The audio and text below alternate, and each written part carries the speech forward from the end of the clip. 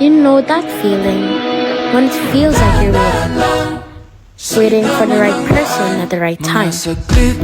Sometimes tadhana just needs a little patience. Things will happen when they're supposed to. While you wait, enjoy the small moments. Cherish the memories around you. And don't forget to take care of yourself. Valentine's isn't always about someone else. It's also about you. Hiwaga mo yung tingin ng aalipin kahit saan man madala. Di pinapansin, ingay sa tabi, magulong kapaligiran, sa'yo lang ang tingin. Di pinapansin, ika'y paiikutin ng dahan-dahan sa gitna man ng daan, sa bawat sandaling.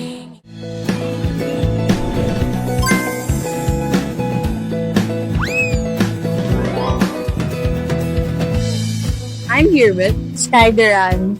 What is the song that describes that special someone? A song that describes that special someone is Best Part by Daniel Caesar. Why? Because whenever I have a bad day or I'm sick or something with a headache, they just know what to do to help me in these type of situations, and they just know how to make my day better. Okay, thank you. I'm here with Another favorite Alvira. What Makes You Feel Love. What makes me feel love is when that person shows through actions, especially through acts of service, in telling me that I am important to them. Okay po, thank you po kuya. Hello guys, and I'm here with Kuya Yuri. And for his question is, at one point, did you experience yearning with someone?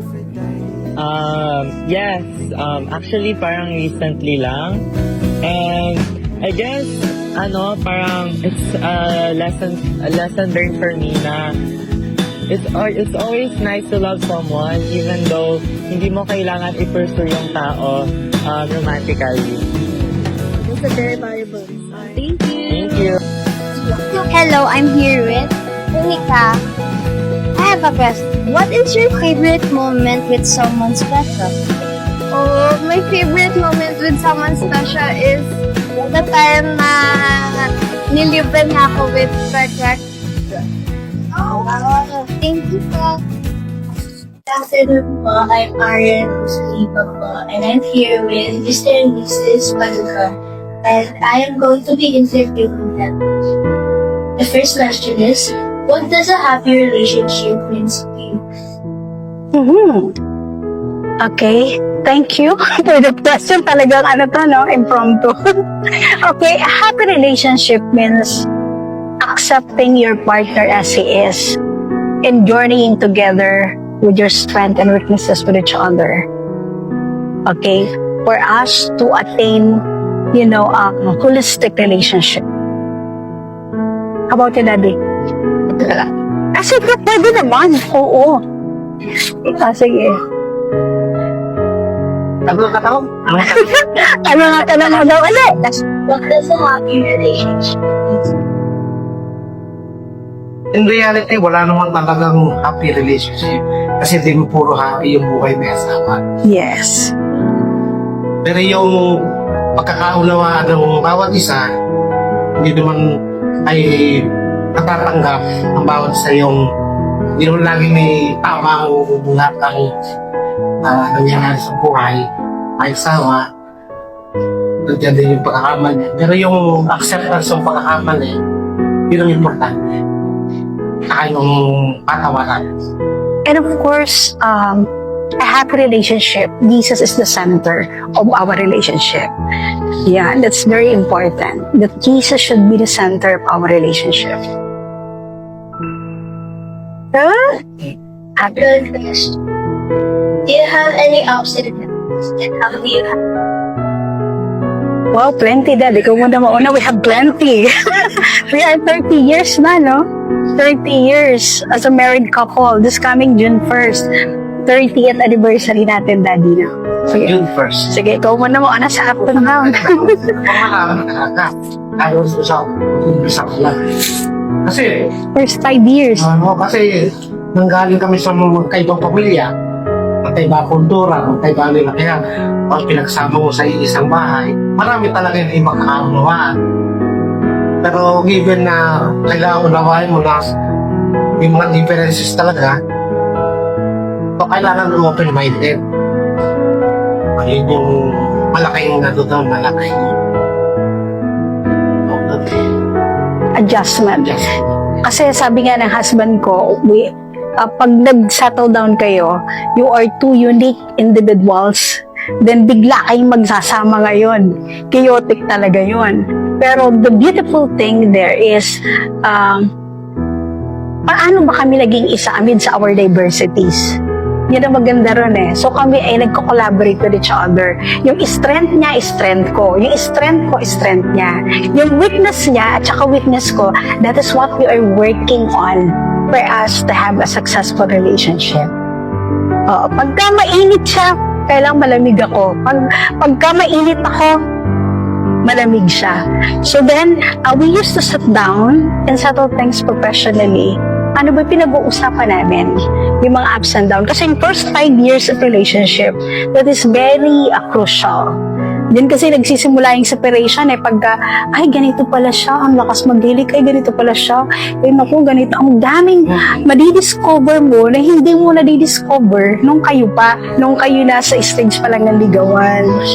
Sabi ba? So, yung ligawan, Maganda. Diga? pero pagka nagsama na, doon mo na makikita yung tips na nila. So, But you need to embrace the strength and the weaknesses of each one. And then work in it. Tapos nag-uusap talaga, alam mo, ikaw ganito ka. So next time, dapat ito gagawin mo. Siya ganun din sa akin.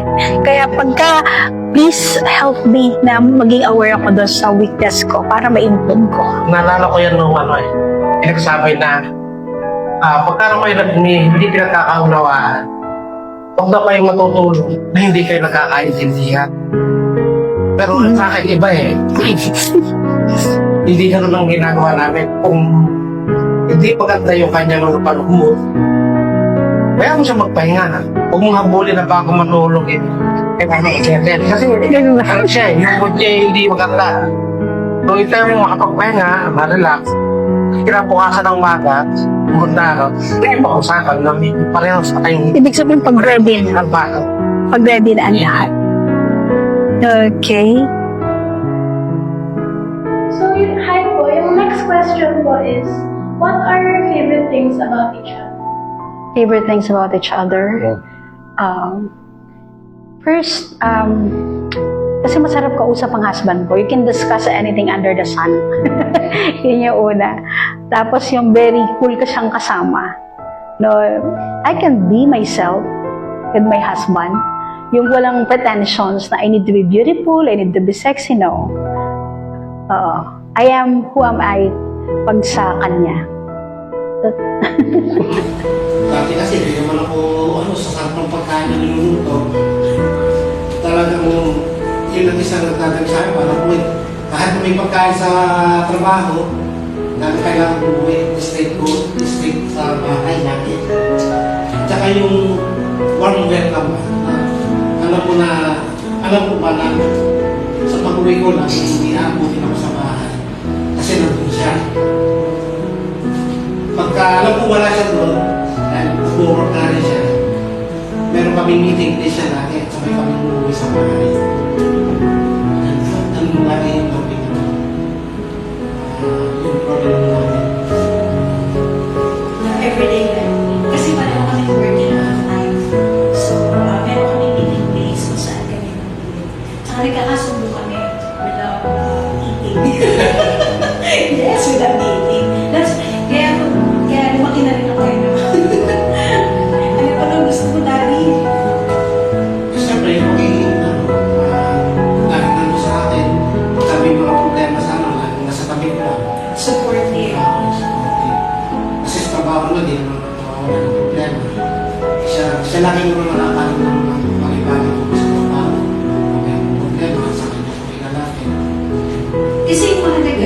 kaya kong isolve isa, pero mas mas komportable ako na isi-share ko sa kanya.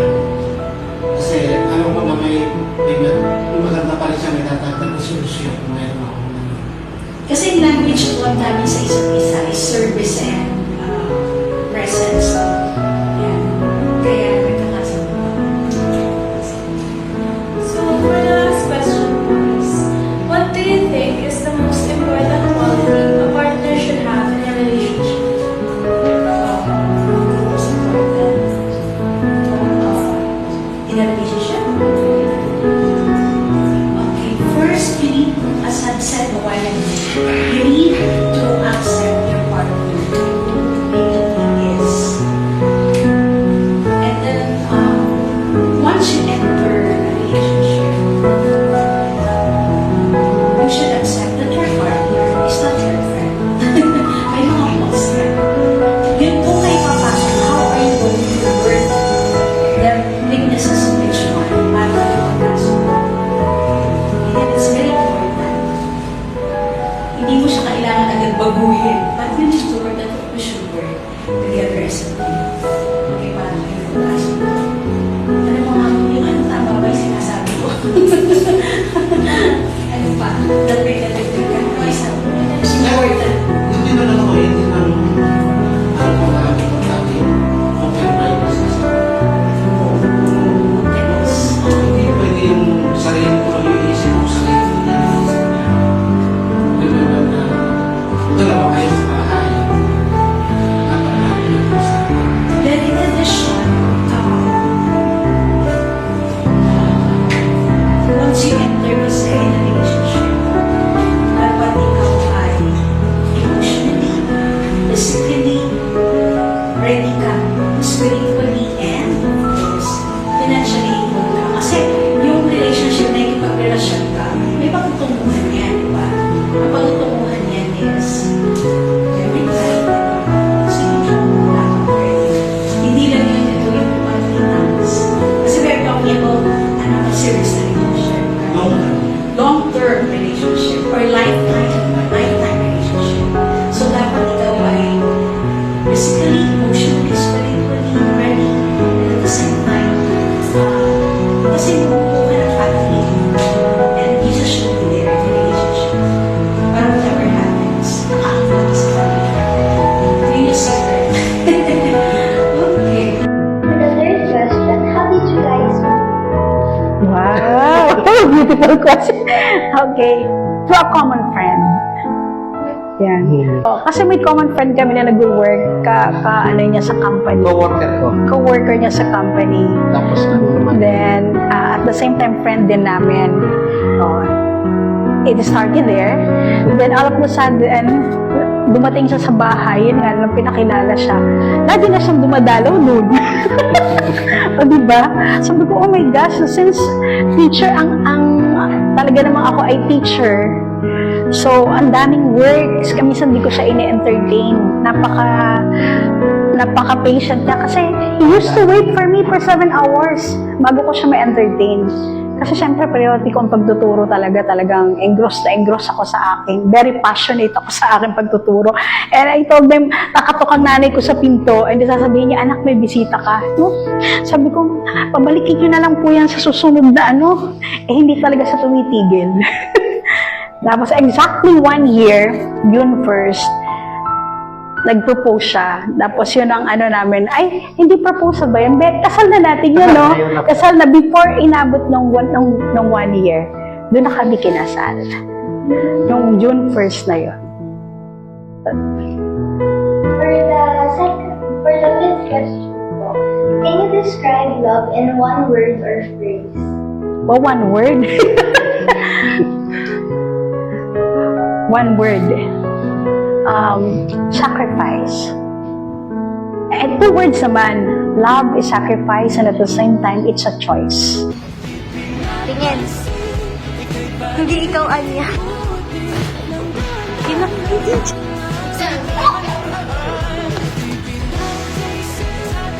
Nasawa yung nasa likod.